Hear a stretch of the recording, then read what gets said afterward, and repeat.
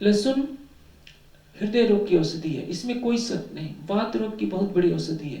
प्याज भी कई औषधियों में गुणकारी है, लेकिन जब स्वाद के लिए उसको छौंक करके खाया जाता है, कच्चा खाया जाता है, तो तामसिक बन जाता है और वो व्यक्ति कभी भी अपने मन को पवित्र करके ध्यान साधना का अधिकारी नहीं बन जाता। इसलिए श्री जी ने कह दिया श्राप और सब कैफ। गीता स्पष्ट कर देती है कि जिसका रस जल गया हो, जिससे दुर्गंध आती हो, उसका सेवन न करें। सात्विक आहार का लक्षण क्या होता है? आयु सत्य बल आरोग्यम सुखम प्रीत विवर्धना रस्या सृण आहारा भोजनम सात्विकम प्रिया। रस भरा हो। तो तामसिक आहार में क्या होता है? उसका रस जल गया होता है। अब भुने हुए मक्के को, मक्का तो शायद दिल्ली वासियों को कहने न आए, पॉपकॉर्न कह देंगे। अंग्रेजी शब्द ज्यादा आजकल प्रिय होते हैं। मैं देखता हूँ अनपढ़ से अनपढ़ गांव के लोग जो सर के संपर्क में आते हैं, भुने हुए मक्के को पॉपकॉर्न कह करके बहुत खुश होते हैं। उनको ये मालूम नहीं कि गांव की बोली में उसको मक्का ही कहा जाता है। भुने हुए मक्के को यदि आप दोपहर के बाद खाते हैं तो उसका परिणाम तमोगुणी होगा, क्योंकि उसमें रस नहीं रह गया। प्रकृति ने जो भी फल बनाए हैं उसमें सात्विकता बनी रहती है, उसमें रस बना रहता है। जूठा भोजन, जूठे का मतलब जैसे अभी भोजन किया, 3 रोटी लेकर बैठ गए, कुछ सब्जी लेकर बैठ गए, 2 रोटी खा लिया, 1 रोटी को बचा लिया और थोड़ी सब्जी बना ली, फिर 3 घंटे के बाद उसी थाली में उसी को लेकर खाने बैठ गए, ये जूठा है। आप बनारस की तरफ चले जाइए, आप दिल्ली की नकल करके वहां की किसी ठेले में से आपने कोई चीज चख ली तो लड़ बैठेगा कि तुमने हमारे सारे सौदे को तो जूठा कर दिया। कहने का तात्पर्य क्या है? उधर कर्मकांड बहुत है। मैं ये नहीं कहता कि आप किसी का दिया हुआ न खा लीजिए।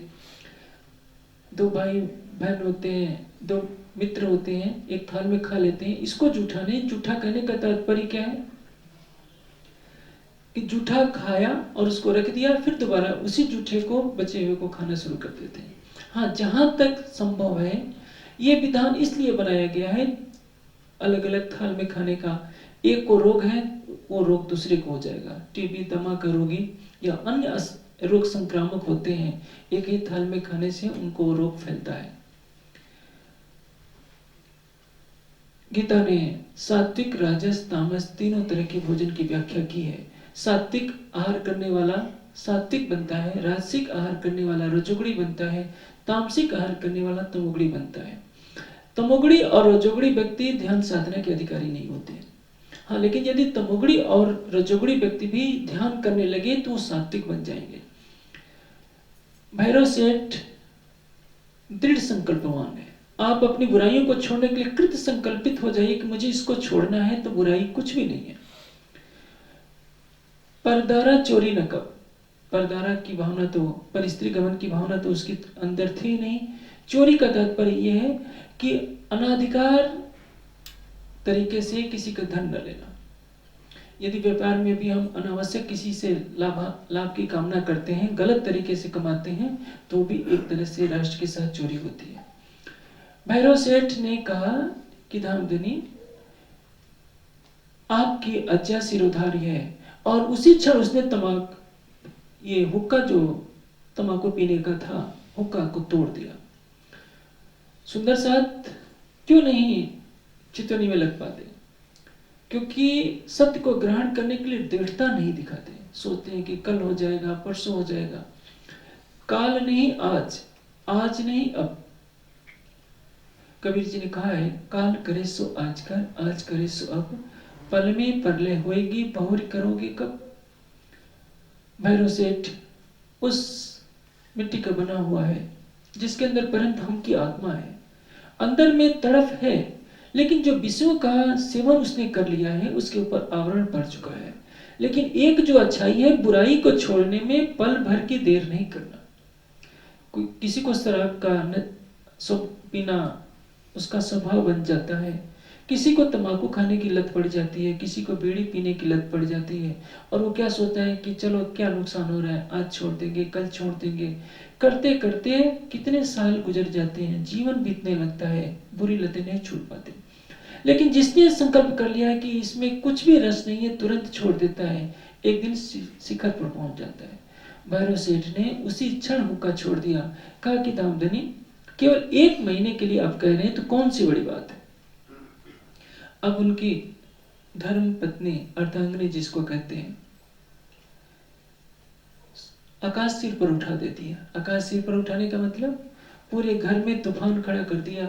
नए नए महात्मा आ जाते हैं, कहाँ से नए नए उपदेश शुरू कर देते हैं, मांस न खाओ, शराब न पियो। इनका तो गुजरान इन पर ही चलता है। इसको बीतक में लिखा है, लगी बड़बड़ करने। बड़बड़ करने का मतलब कुछ पता नहीं, लेकिन उनको गुस्सा चढ़ता है कि शराब क्यों रुकवा दी, मांस क्यों रुकवा दिया।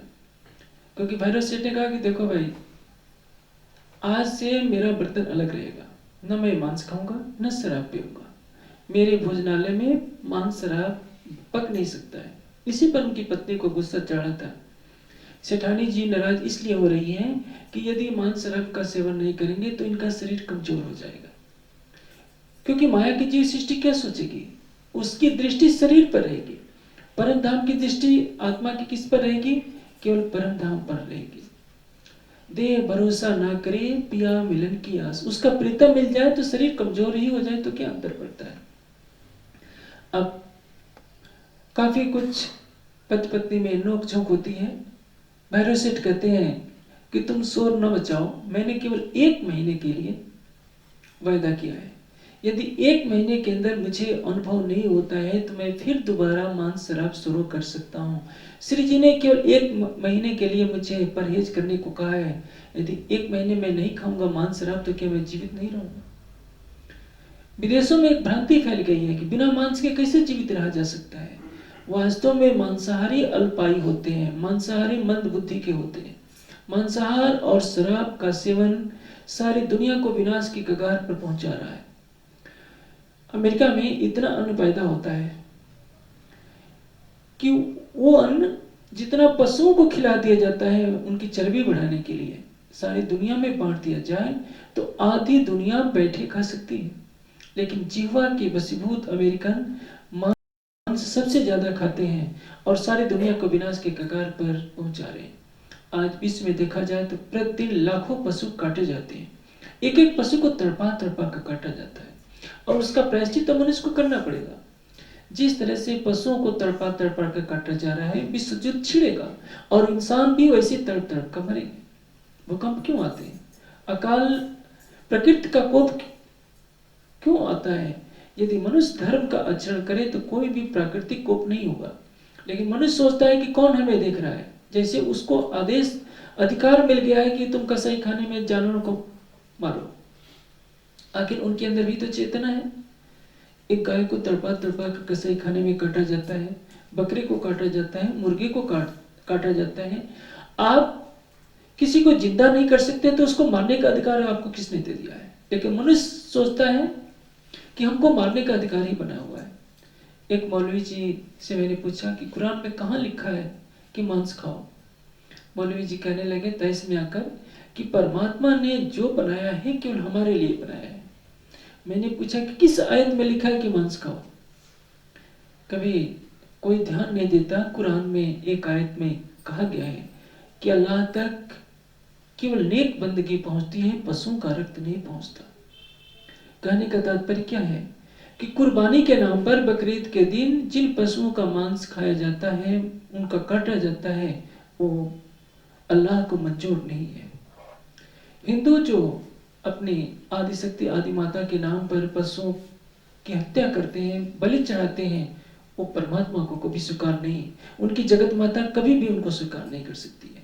जो माता है वो तो सबकी माता है, वो पशु पक्षियों की भी माता है। नमः या देवी सर्वभूतेष जीव रूपेण संस्था नमः तस्यै नमः तस्यै नमः तस्यै नमो नमः। सभी प्राणियों के रूप में आखिर उन्हीं के पुराण कह रहे हैं कि जीव रूप में कौन स्थित है, वही जगत माता। क्या वही जगत माता अपने ही बच्चों को मार मार कर खाएगी, कहेगी कि मुझे बकरे चढ़ाओ, भैंसे चढ़ाओ या मुर्गे चढ़ाओ। ये सारा अंधकार है जो धर्म के नाम पर आडंबर फैला हुआ है।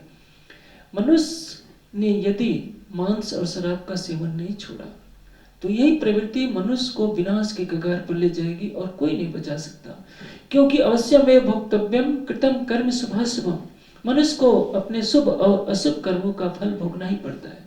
जब विश्व युद्ध छिड़ते हैं, लाखों लोग मारे जाते हैं, उस समय दुनिया कहती है कि परमात्मा को ऐसा नहीं करना चाहिए। भूकंप आता है, लाखों लोग मर जाते हैं, तब लोग कहते हैं कि हे परमात्मा, हमने क्या किया था कि आपने भूकंप ला दिया? जब वो पाप कर रहा था, भोले भाले जानवरों को मार रहा था, तब तो नहीं देखा था कि परमात्मा है और हमारे इन बुरे कर्मों का फल देखा। मनुष्य तो एक जानवर को काटता है, उसकी को पका पका कर हड्डी चूसता है। मनुष्य तब क्या इसीलिए मिला है? काम क्रोध मद लोभ के अधीन तो पशु भी होता है, पक्षी भी होता है, वो भी खाता पीता है, वंश वृद्धि करता है। मनुष्य तन मिला है केवल परमात्मा को पाने के लिए, मांसाहार करने के लिए नहीं मिला है, शराब पीने के लिए नहीं मिला है, किसी तरह का नशा करने के लिए मानव योनि नहीं मिली है। इस मानव योनि का एक एक पल कीमती है, और जिसने इस समय का सदुपयोग नहीं किया, अपने हृदय मंदिर में उस प्रियतम अक्षरातीत को नहीं बसाया, उससे बड़े बदनसीब इस सृष्टि में कोई भी नहीं। अब भैरव सेठ सब कुछ परहेज छोड़ देता है, श्री जी के चरणों में आकर के चर्चा सुनने बैठता है। पहले श्री जी ने पहले दिन क्षर की पहचान कराई, कैसे नारायण का प्रकटन होता है, कैसे मोह सागर के अंदर नारायण आते हैं, उनके संकल्प एक मोह श्याम से अनेकों लोक लोकांतरों की उत्पत्ति होती है। दूसरे दिन योग माया के ब्रह्मांड का ज्ञान दिया, अव्याकृत क्या है, सबलिक क्या है, केवल क्या है, सत्स्वरूप क्या है। और तीसरे दिन स्वलीला अद्वैत सच्चिदानंद परब्रह्म के परम धाम का वर्णन किया, किस तरह से सरोवर सागर से हमारी रूह जा रही है, केल के पुल पर आते हैं, बाएं हाथ मुड़कर पाट घाट पर स्नान किया, यमुना जी का जल दूध से भी उज्जवल, दूध और मिश्री से भी मीठा है, स्नान करके अंगना भाव का श्रृंगार किया। चांदनी चौक में लाल हरे वृक्ष की शोभा को देखते हुए हमारी आत्मा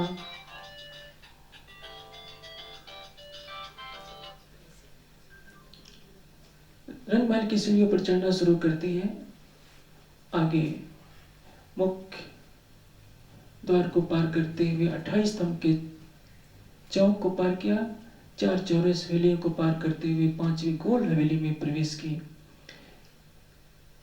और उसमें 64 स्तंभों के ऊपर सिंहासन है जिसमें 6 बाई 6 डाढ़े हैं। नख से सिक तक राज्य से राज्य का श्रृंगार वर्णन कर रहे हैं श्री जी, किस तरह से राज्य का स्वरूप अति सुंदर किशोर स्वरूप है। गले में 5 हार जगमगा रहे हैं, हीरा माणिक मोती नीलवी लसनिया, सिंदूरिया रंग की पाग है, श्वेत रंग का वागा है, केसरिया रंग की जार है, नीले पीले रंग का पटुका है। किस तरह से बाजूबंद जगमगा रहे हैं।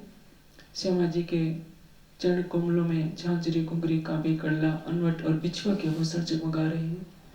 सिंदूरिया रंग की साड़ी है, श्याम रंग जड़ाव की कंचकी, श्याम रंग जड़ाव का ब्लाउज है, नीले रंग का पेटकोट है, और गले में किस तरह से 7 हार जगमगा रहे हैं।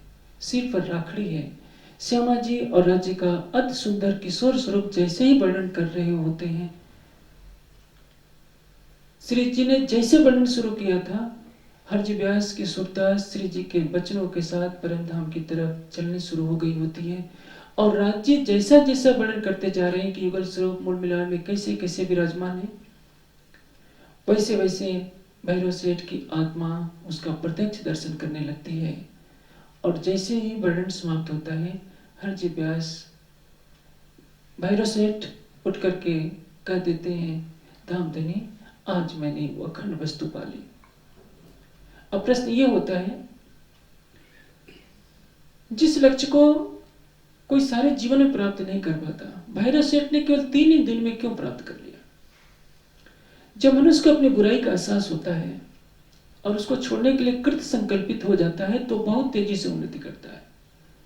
वाल्मीकि हत्यारे थे, लेकिन जब वाल्मीकि को आभास हुआ कि नहीं, ये मैं पाप कर्म कर रहा हूं, तो वाल्मीकि ऋषि बन गए। अंगुलीमाल ने 1000 व्यक्तियों की हत्या करने का संकल्प लिया था। 999 व्यक्तियों की गर्दन काटकर उनकी अंगुलियों को माला बना करके वो पहन रहा था। और गौतम बुद्ध के ऊपर भी उसने तलवार तान दी थी। आप सोचिए, 999 व्यक्तियों की गर्दन काटना, फिर उनकी अंगुलियों की माला बना करके पहनने वाले का हृदय कैसा होगा। वो अंगुलीमाल बुद्ध के उपदेशों से नतमस्तक हो जाता है, भिक्षुक बनता है। उसके ऊपर दुनिया पत्थर मार रही है, सिर नीचा करके पत्थरों की मार झेल रहा है, डंडे पड़ रहे हैं, किसी को कुछ नहीं बोलता, क्योंकि उसको विवेक हो जाता है। स्वामी श्रद्धानंद भी मांसाहारी थे, शराबी थे। वो एक महान सन्यासी बन जाते हैं। महात्मा गांधी के अंदर भी बहुत से ऐब थे, लेकिन महात्मा गांधी, स्वामी श्रद्धानंद, अंगुलीमाल, वाल्मीकि, सब में एक विशेष गुण था, अपनी बुराई को स्वीकार कर लेना और उसको छोड़ने के लिए दृढ़ प्रतिज्ञा कर लेना कि मेरे अंदर ये बुराई है और इससे मुझे इसको छोड़ देना है। इस शिखर पर पहुंच गए। जो व्यक्ति अपनी भूलों को छिपाने का प्रयास करता है, जो व्यक्ति अपनी भूल को स्वीकार नहीं करता, तर्क से अपने को अच्छा बनाने का प्रयास करता है और दूसरों के ऊपर कीचड़ उछालकर खुश होता है कि मेरे जैसा अच्छा कोई नहीं, उस व्यक्ति को कोई भी सुधार नहीं सकता। भैरव सेठ केवल 3 दिन में राज्य का क्यों दर्शन कर लेता है, वो भी चर्चा के समय? इसलिए क्योंकि भैरव सेठ जब तक बुराई में फंसा था तब तक बुराई में फंसा था। जैसे ही उसने अपना ध्यान अच्छाई की तरफ लिया तो सच्चे दिल से अच्छाई को ग्रहण कर लिया, उसको श्री जी के वचनों पर अटूट निष्ठा हो गई। यही निष्ठा, यही श्रद्धा, यही समर्पण ही मनुष्य को शिखर पर पहुंचाता है। जिसके पास श्रद्धा नहीं है, समर्पण नहीं है, विश्वास नहीं है, वो जीवन में कुछ भी नहीं प्राप्त कर सकता। श्री जी के साथ कितनी जमात रहती थी, लेकिन कोई भैरव सेठ की तरह उन्नति नहीं कर सका, क्योंकि भैरव में जो समर्पण की भावना है वो किसी में भी नहीं रही। अब भैरव सेठ ने जन्म भर के लिए भैरव सेठ कहते हैं कि धामधनी, अब जो 5 प्रतिज्ञाएं आपने कराई थी मैं जन्म भर के लिए छोड़ता हूं। मैंने वो अखंड वस्तु प्राप्त कर ली है, उसको चौपाई के रूप में सुनिए। मैं जन्म भर को छोड़िया, मैं जीवन में अब कभी भी न तंबाकू पीऊंगा, न मांस खाऊंगा, न शराब पीऊंगा। वस्त्र भई मोहे प्राप्त, आपने मुझे 1 महीने के लिए कहा था, लेकिन अपनी कृपा दृष्टि तो आपने मुझे तीसरे दिन ही दर्शन करा दिया। पाया माया माहे भेद, और इस नश्वर जगत में मैंने पहचान लिया कि आप कौन हैं। इस मिराज के कलेवर में आप स्वयं अक्षरातीत बैठे हुए मेरी आत्मा को जगाने के लिए आए हैं। नहीं तो ये कौन सा स्वरूप है जिसने मुझे तीसरे दिन ही प्रत्यक्ष दर्शन करा दिया। ये आया यो साथ में, अब वो तारतम लेता है। जैसे ही वो तारतम लेते हैं, चारों तरफ पूरे शहर में शोर हो जाता है कि एक ऐसा व्यक्ति जो एक दिन भी मांस के बिना, शराब के बिना नहीं रह सकता, वो जीवन भर छोड़ दिया। अब जब भैरव सेठ तारतम ले लेते हैं तो पूरे शहर के लोग आना शुरू हो जाते हैं। दज्जाल शोर करता है। दज्जाल कौन?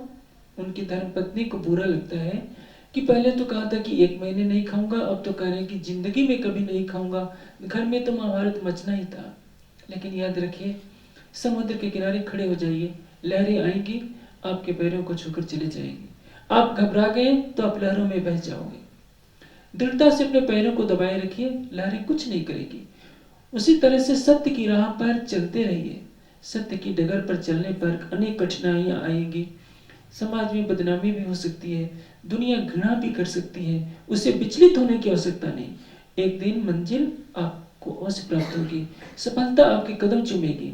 निराशावाद नास्तिकता है, आशावाद ही आस्तिकता। जिसने अक्षरातीत का दामन पकड़ लिया है उसको किसी भी स्थिति में निराश होने की आवश्यकता नहीं, क्योंकि उसने अपने धाम हृदय में अक्षरातीत को बसा लिया होता है। दोई मुल्तानी भेदो संग, अब वहां मुल्तान के रहने वाले जो नानक जी के शिष्य थे, वहां उस अवश्य मंदिर में आए हुए थे। कबीर जी की पोथी उनके पास थी, लेकिन उसका अर्थ उनको समझ में नहीं आता था, क्योंकि कबीर जी की भाषा अटपटी बहुत है। बरसे कंबल भीजे पानी, बताइए, पानी बरसता है तो कंबल भीजता है। वो कह रहे हैं कि बरसे कंबल भीगे पानी, कबीरदास की उल्टी वाणी। जब श्री जी ने उनके कबीर जी के वचनों का आशय खोल करके समझा दिया तो वे कृतकृत्य हो गए और धामधनी के चरणों में आकर उन्होंने भी तारतम ज्ञान ग्रहण कर लिया, क्योंकि वो मुल्तान के रहने वाले नानक जी के पंथ के मानने वाले थे और योग साधना में बहुत ही प्रवीण थे। जैसे ही चर्चा का प्रवाह चलता है, अबासी बंदर से काफी लोगों का आगमन शुरू हो जाता है। श्री जी के मुखारविंद से अवतरित होने वाली चर्चा सबके मन को मुग्ध कर ली होती है। उस समय भरसारी जात के लोग काफी संख्या में आने लगे। भरसारी कहते हैं एक वैश्य लोगों की एक जाति होती है जिनका काम केवल दुकानदारी होता है, यानी व्यापार करना। उस अबासी बंदर के रहने वाले जितने हिंदुस्तानी थे, उनकी पत्नियां प्रायः चर्चा सुनने आने लगी। चर्चा उनको मीठी लगती है और उनकी सिरदार एक है तेजबाई। तेजबाई क्या करती है? वह वृद्ध महिला है। अब अरग भी उस धरती पर कोई महात्मा तो जाता नहीं था जो कोई उनको बताए कि परमात्मा कौन है, कैसा है। नारी जीवन एक बहुत कठिन जीवन भी कहा जा सकता है। पुरुष तो कहीं भी आ जा सकता है, लेकिन समाज की मर्यादाएं ऐसी होती हैं कि बहनों को अधिकतर कहीं भी आने जाने की छूट नहीं होती। कन्या जब घर में होती है तो भाई और पिता पर उसकी देखरेख की जिम्मेदारी होती है। वैवाहिक जीवन में जब प्रवेश करती है तो पति का बंधन होता है। यदि वयोवृद्ध जब तक नहीं होती तब तक हर कोई उसके कहीं भी आने जाने पर टूकता है। एक तो कोई आता नहीं और दूसरे कहीं मिलने जाने की छूट नहीं। परिणाम अब उनको दिख रहा है कि अनंत प्रेम और अनंत का सागर ही हमारे घर चल करके आया है। जब श्री जी के मुखारविंद से चर्चा सुनती है, तेजबाई के नृत्य में सभी बहनें, सभी ने तारतम ले लिया। अब उनको कुछ अच्छा नहीं लगता। दिन रात चर्चा सुनना, श्री जी की सन्निधता में रहना, कभी आज तक अखंड ब्रज रास और परम धाम की चर्चा सुनी नहीं थी। स्वलीला अद्वैत सच्चिदानंद परब्रह्म के धाम स्वरूप और लीला की पहचान आज तक उनको किसी ने दिया नहीं था। परंपरा से जो कुछ सुना सुनाया था उसी के अनुसार पूजा पाठ करते आ रहे थे, लेकिन अब मिल रहा है उनको परम धाम का ज्ञान। 1-2 घंटे नहीं, 6-6 घंटे, 8-8 घंटे। और श्री जी के मुख से प्रवाहित होने वाले इस आनंद को भला कौन ऐसा बदनसीब होगा जो ग्रहण करना न चाहे। सवेरे भी भोजन बना करके चली जाती हैं, शाम को आती हैं, भोजन बनाकर चली जाती हैं। रात को भी कई कई घंटे तक चर्चा होती है और उसे सुनकर ही वो घर पर आती है। अब परिणाम क्या होगा? आज के जमाने में तो दुकानदार लोग जाते हैं 10 बजे। उस समय कहावत कही जाती थी कि जो व्यापारी हो वो तारों की छांव में घर से निकले और तारों की छांव में घर लौटे। कहने का तात्पर्य क्या है? सवेरे सवेरे लोग जो व्यापार करने वाले, जो परचून की दुकान अमूमन किया करते हैं, सवेरे सवेरे घर से निकल जाया करते हैं। पूरे दिन वहां रहना पड़ता है और वापस रात को आया करते थे। इधर बहनों को जाना होता तो चर्चा सुनने, शाम को भोजन बना करके रख दी होती थी। पतिदेव महोदय आएंगे तो निकाल कर खा लिया करेंगे। आखिर ठंडी ठंडी रोटियां खाते खाते लंबा समय जब बीत गया, उन्होंने सोचा कि ये तो हमारा जीवन ही बर्बाद हो जाएगा। 2-4 दिन हो जाए तो हो जाए। महीनों के महीने कौन से महात्मा आए हैं जिनकी चर्चा में सब चली जाती हैं और हमें तो ऐसा ही ठंडा ठंडा भोजन खाने को मिलता है। जो दिन भर काम करेगा और उसको यदि अच्छा भोजन न मिले तो स्वाभाविक है कि गुस्सा आता है। वे सब चले गए और एकजुट होकर भैरव सेठ से लड़ने लगे। कहने लगे कि सेठ जी, कोई महात्मा हो 2-4 दिन ठहरे, उनको चले जाना चाहिए। ये क्या आपके घर कथा होने लगी है कि हमारी पत्नियां किसी का कहना मानती नहीं और जब देखो तब आपके घर आई रहती हैं। आप ये कथा बंद कराइए। भैरव सेठ कहते हैं कि मेरा तुमसे कोई स्वार्थ नहीं, तुम्हारी पत्नियां कथा सुनने आती हैं, अपनी आत्मा के कल्याण के लिए आती हैं। मैं तो किसी को बुलाता नहीं। और यदि वो कथा सुनने के लिए आती हैं, आध्यात्मिक ज्ञान की चर्चा सुनती हैं, तो तुम रोक सकते हो, मैं रोक नहीं सकता। तुम्हें न सुनना है न किसी को सुनने देना है। जब भैरव सेठ ने कड़ा सा उत्तर दिया, फिर वो अपने घरों आए, अपनी पत्नियों से बोलते हैं कि तुम अब वहां चर्चा सुनने नहीं जाओगी। सबने एक स्वर से उत्तर दिया कि आखिर हम क्यों नहीं जाएं। जब युवावस्था थी, विवाह नहीं हुआ था, तो भाई और पिता ने रोका। विवाह हो गया तो पति ने, आप लोगों ने कभी युवावस्था में कहीं बाहर निकलने नहीं दिया। अब हमारी उम्र ढलान पर है, हम चाहती हैं आत्मा के प्रियतम की वाणी सुनने के लिए, इस पर भी आप रोक लगाते हो कि हम नहीं जाओ। तो हम तो जाएंगे जरूर। हम शरीर छोड़ देती हैं, हमारे मरे हुए शरीर को ही आप पाओगे, हमें आप रोक नहीं सकते। अब इन्होंने सोचा कि और करें क्या, क्योंकि कोई भी ये नहीं चाहेगा कि मेरी पत्नी मर जाए। हाँ, एक कमजोरी होती है कि पत्नी को असहाय माना जाता है। सोचा ये जाता है कि पति यदि छोड़ देगा तो पत्नी कहाँ रहेगी। इस्लाम धर्म में तो छूट है, 3 बार तलाक कहना है, उसकी परवरिश की भी कोई जिम्मेदारी नहीं। हिंदू धर्म में तो पत्नी को छोड़ने का मतलब आज के कानून में सीधे जेल और 25-30-40 लाख की व्यवस्था अलग से करनी पड़ेगी। पहली बात तो यह कि हिंदू धर्म में कोई पुरुष किसी पत्नी पर अत्याचार कर ही नहीं सकता, लेकिन पहले चला करता था। पत्नी को डरा दिया गया था कि देखो पति परमेश्वर होता है, पत्नी के लिए पति देवता है, लेकिन पति के लिए भी तो पत्नी देवी होनी चाहिए। हर पति ये आशा करता है कि मेरी पत्नी सीता बने, लेकिन वो राम बनने के लिए तैयार नहीं है। राम ने सीता को छोड़कर किसी की तरफ आंख नहीं उठाई है। आज का पति यही चाहता है, वो अपने को पवित्र नहीं करना चाहता। पत्नी के ऊपर उसको हमेशा शक की निगाह बनी रहती है।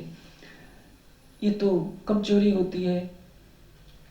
जो कमजोर होता है उसको हर कोई दबाता है, पुरुष हो या स्त्री। कहीं पुरुष कमजोर है तो स्त्री दबाती है, कहीं स्त्री कमजोर है तो पुरुष दबाता है। यानी सृष्टि का इतिहास है, हमेशा से कमजोर हमेशा से दबता आया है। जब सभी बहनों ने कह दिया कि हम मरने के लिए तैयार हैं, जैसे भी हम शरीर छोड़ देंगे, यदि आपने हम लोगों को जाने से रोका तो। अब सारे मिलकर के सोचते हैं कि पत्नियां भी कहना नहीं मानती है, इनकी जो हेड है तेज भाई, उनसे चल करके उनको दबाव देते हैं। सब मिलकर के आए, तेज भाई से कहते हैं कि मातेश्री आप कृपा करके वहां चर्चा सुनना जाना बंद कर दो। तेज भाई बुढ़िया बोलती है कि मैं क्यों नहीं जाऊं, इस बुढ़ापे में तुम मुझको समझाने आए हो कि मैं कथा सुनने न जाऊं। कितने सौभाग्य से तो अक्षरातीत के चरण कमल आए हैं, परम धाम की वाणी मिल रही है, और तुम कह रहे हो कि चर्चा सुनने न जाओ। ये तो कभी भी संभव नहीं है। सबों ने ये कहा कि माता हम ये नहीं कहते कि आप मत जाओ, लेकिन हमारे कहने का मतलब ये है कि हमारी जितनी पत्नियां हैं वो तुम्हारे साथ लगी हुई हैं। तुम जाती हो तो वो जाती हैं, आप जाना बंद कर दोगी तो वो भी जाना बंद कर देंगी। इतने दिन हो गए हमें अच्छा भोजन करते करते, जब देखो तब ठंडा ठंडा भोजन करना पड़ता है। तेज भाई बुढ़िया बोलती है कि ये तुम्हारे घर का मामला है, तुम अपनी पत्नियों को मना कर दो, मैं उनको बुलाने नहीं जाती हूँ, वो मेरे साथ जाती हैं तो मैं उनको रोक नहीं सकती, मैं तो अवश्य जाऊंगी। अब हार करके उन्होंने मान लिया कि परमात्मा को जैसा मंजूर हो, जो खाना मिलता है वो तो अब हमें खाना पड़ेगा। धीरे धीरे अवासी बंदर में बहुत सुंदर सा एकत्रित हो जाता है। इसी में अवासी बंदर में ही गोवर्धन जी की जागृति होती है। एक जो उनकी धर्मपत्नी है पहले वो जागृत होती है, सखी बाई, और वो अपने पति गोवर्धन जी को लाकर श्री जी के सम्मुख करती है। यही गोवर्धन जी हैं। उनको इतना ईमान आ जाता है कि अवासी बंदर की अपनी सारी संपत्ति बेच देते हैं। अब श्री जी जब सूरत पहुंचेंगे तो गोवर्धन दास उधर से आ जाते हैं। अवासी बंदर में जो भी घर द्वार था सब बेच दिया। किस दुनिया में क्या रखा है, साक्षात अक्षरातीताएं हैं, उनके साथ रहने में आनंद है। हम इनके इस माया के पीछे क्यों भागे। और वही गोवर्धन दास पन्ना तक की सेवा में की यात्रा में साथ रहते हैं। जहां जहां खर्च पड़ेगा, हरिद्वार, दिल्ली, उदयपुर, मंदसौर, औरंगाबाद, हर जगह आगेवान बन करके उन्हें नेतृत्व करते हैं। अब श्री जी सोचते हैं 2-3 महीना बीत गया होता है कि अवासी बंदर की जागनी तो हो गई, यदि 1 साल रुक जाऊं तो और जागनी बढ़ सकती है, लेकिन जो परम धाम की आत्माएं हैं जगह जगह भटक रही हैं, उनको कैसे निकाला जाए, इसलिए मुझे यहाँ से चलना चाहिए। लेकिन जैसे ही श्री जी जाने की बात करते हैं, सुंदर साथ भावुक होकर के रोने लगता है। भैरव सेठ जैसा व्यक्ति व्यथित हो जाता है। कहते हैं कि धामधनी, आपने अपनी पहचान कराकर हमें जागृत किया है, अब आप हमको छोड़कर कहाँ जाएंगे। भैरव सेठ श्री जी को जाने नहीं देता है। कभी वो व्यक्ति जो मांस और शराब में डूबा हुआ था, चर्चा तो सुनता था, लेकिन एक कान से सुनता था, दूसरे कान से बाहर कर देता था। अब वो सात्विक आहार का असर ऐसा पड़ा, अटूट श्रद्धा का असर ऐसा पड़ा कि उस श्रद्धा और समर्पण के कारण उसने प्रत्यक्ष रूप से युगल स्वरूप का दर्शन कर लिया होता है। उसकी आत्मा जागृत हो गई होती है। अब वो एक पल का भी वियोग सहने के लिए तैयार नहीं। जब सुंदर साथ बिलखने लगते हैं, श्री जी कहते हैं कि मैं कैसे जाऊं। इंद्रावती जी की आत्मा धामधनी से प्रार्थना करती है कि राजी आप ही कोई रास्ता निकालिए। अचानक मूल स्वरूप का आदेश होता है और उस इलाके का जो हाकिम है, बहुत ही कट्टर, जिसको कट्टरवादी कहते हैं, वो आ जाता है। वो किसी भी हिंदू को स्वतंत्रता नहीं दे सकता था कि अपने धर्म की परंपराओं का पालन कर सके। आज भी आप अरब में जाएंगे तो केवल दुबई ऐसा क्षेत्र है जहां हिंदुओं के मंदिर हैं, वहां गुरुद्वारा है, मंदिर भी छोटे से मिल जाएंगे। और आप सार्वजनिक स्थान पर तो नहीं, लेकिन अपने घर में आप अपने तरीके से पूजा पाठ कथा चर्चा कर सकते हैं। लेकिन आप अरब में चाहें, अरब की धरती पर आप चाहते हैं, मक्का मदीना में तो आपका प्रवेश भी संभव नहीं है। जहां अरब के शेख लोग रहते हैं, उस बस्ती में हिंदू यदि चला जाए तो भी दंड मान लिया जाएगा। और यदि रोजे के समय आपने कुछ खा लिया या कुछ ऐसी भूल कर दी तो शायद कठोर से कठोर सजा भुगतने के लिए तैयार रहना पड़ता है। अरब देशों में कोई हिंदू अपना कार्यक्रम नहीं मना सकता। और तो और पाकिस्तान में भी रहने वाले हिंदू की तरह कहाँ रहते हैं। उनके रहन सहन, वेशभूषा, सब कुछ सामान्य स्तर की है। यहाँ तक कि मस्जिद का पानी भी पीने का उनको अधिकार नहीं होता। इतनी घृणा के दृश्य उनको देखा जाता है। अब वही कट्टरपंथी था, वहां कहा कि भैरव सेठ ने बहुत तेरा प्रयास किया कि पैसा देकर इसका आगमन रुकवा दिया जाए, इसको ट्रांसफर कहीं और भिजवा दिया जाए, लेकिन राज्य ही चाह रहे थे कि वो यहाँ आए तो कौन रुक सकता है। अब भैरव सेठ खुद कहते हैं संकोच के साथ कि धामधनी, हमने बहुत तेरा प्रयास किया कि ये जो हाकिम आने वाला है, ये जल्लाद है, इसको यहाँ आने न दिया जाए, लेकिन ये इसका आना निश्चित हो गया है। आपसे प्रार्थना है कि आज आप ही रात को आप निकल पड़िए। क्योंकि वो हाकिम इतना क्रूर था कि यदि उसको पता चल जाता कि कोई हिंदुओं का कोई महात्मा, कोई महापुरुष आकर अपने धर्म का प्रचार कर रहा है तो अत्याचार करता। आखिर श्री जी को तो कुछ नहीं होता, लेकिन ये तो राज्य का आदेश था कि इसी बहाने श्री जी को जाने का अवसर मिलना था। और रात को ही जो बसरा के लिए नाव जा रही थी, सुंदर साथ ने यथाशक्ति जिसकी जो श्रद्धा भावना थी, वस्त्र, आभूषण, धन संपदा सब कुछ श्री जी के चरणों में भेंट की। क्यों? क्योंकि जगह जगह श्री जी को जाना है, जागने के कार्य में इनकी आवश्यकता पड़ेगी। अपनी अपनी श्रद्धा की भेंट श्री जी के चरणों में रखते हैं सुंदर साथ। और श्री जी वहां से बसरा जाने वाली नाव में चढ़ जाते हैं। लाठी बंदर उतरते हैं। लाठी बंदर उतरकर पुनः ठट्ठे, वहां से ठट्ठे नगर के लिए नाव पकड़ लेते हैं। ठट्ठे नगर आते हैं। ठट्ठे नगर में जिंदादास और ठाकुरी बाई मिलते हैं। जिंदा दास क्या है? माली। भले ही माली है, गरीब है, लेकिन श्रद्धा है।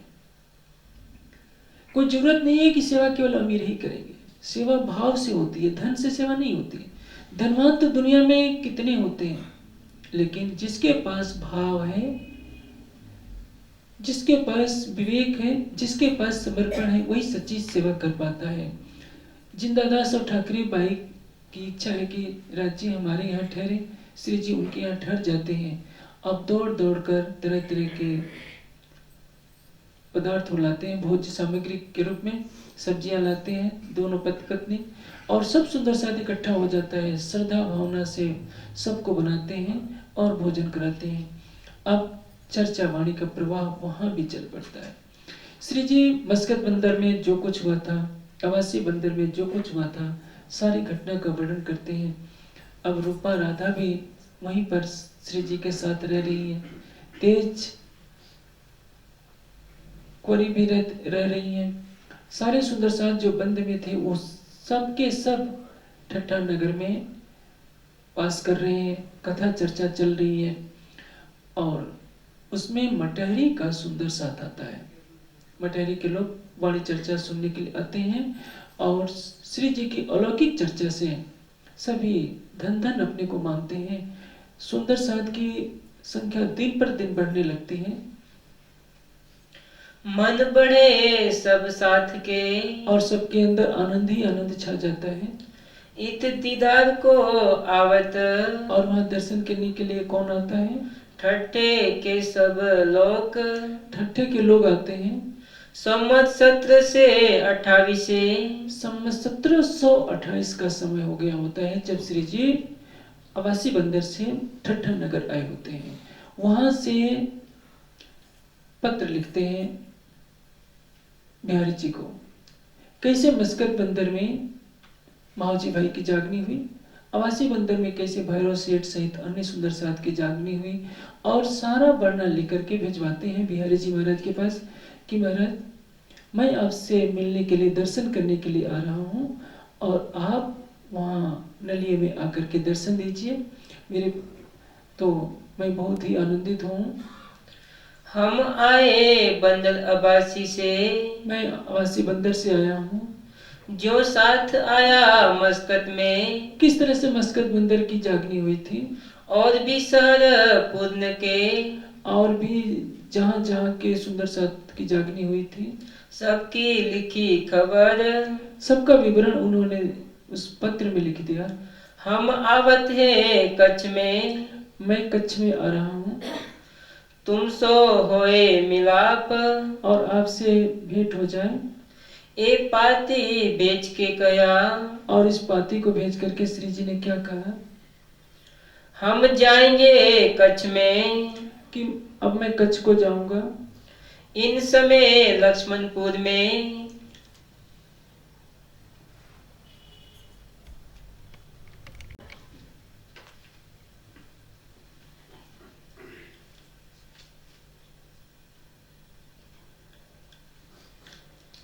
ये साथ मटोद में, और मटहरी के साथ साथ मटोट का भी सुंदर साथ आया, और वहां ठट्ठे नगर में जागने का एक पूरा प्रवाह ही चल पड़ता है। इत भैराज की चर्चा जोर, और श्री जी की चर्चा जैसे ही चलती है वहां पे विरोध शुरू हो जाता है। जहां भी आप वाणी फैलाएंगे वहां कुछ न कुछ विरोध होगा, क्योंकि विरोध कौन करेगा? जो ये नहीं चाहेगा कि वाणी का प्रकाश फैले। बल्लभाचार्य मत का वहां बहुत जोर रहा होता है। ठट्ठा नगर केंद्र था बल्लभाचार्य मत का। किसी न किसी बात पर उन्होंने विरोध करना ही था। आखिर श्री जी क्या करेंगे? लेकिन ये ध्यान रहे, जब नदी का प्रवाह चल पड़ता है तो उसमें बाधक बनने वाले पत्थरों को या तो घिस करके बालू बनना पड़ता है, या उनके अंदर से निकल करके नदी का प्रवाह पानी चल ही पड़ता है। नदी के प्रवाह को कोई रोक नहीं सकता। उगते हुए सूरज को बादल कब तक ढकेंगे? हवा का एक झोंका आएगा, बादल उड़ जाएंगे और पुनः प्रकाश फैला रहता है। यदि बादल कितना भी छा जाए तो भी तो उजाला रहता ही है। भले ही सूरज न दिखे, सूरज के प्रकाश को, सूरज के तेज को लंबे समय तक ढका नहीं जा सकता। दिन के बाद रात्रि होती है, लेकिन रात्रि के घने अंधकार को समाप्त करने वाला पुनः सूरज उगता है, प्रकाश फैलता है। सृष्टि के प्रारंभ से ही ऐसा चला आ रहा है। समाज का एक वर्ग ज्ञान का प्रकाश चाहता है, एक वर्ग समाज में अंधेरा फैलाए रहता है। सत्य और असत्य का संघर्ष हमेशा चलता रहता है। ज्ञान और अज्ञान का, धर्म और अधर्म का हमेशा संघर्ष चलता आया है और चलता रहेगा। हाँ, कभी ये ज्यादा हो जाएगा और कभी ये कम हो जाएगा। आप देखेंगे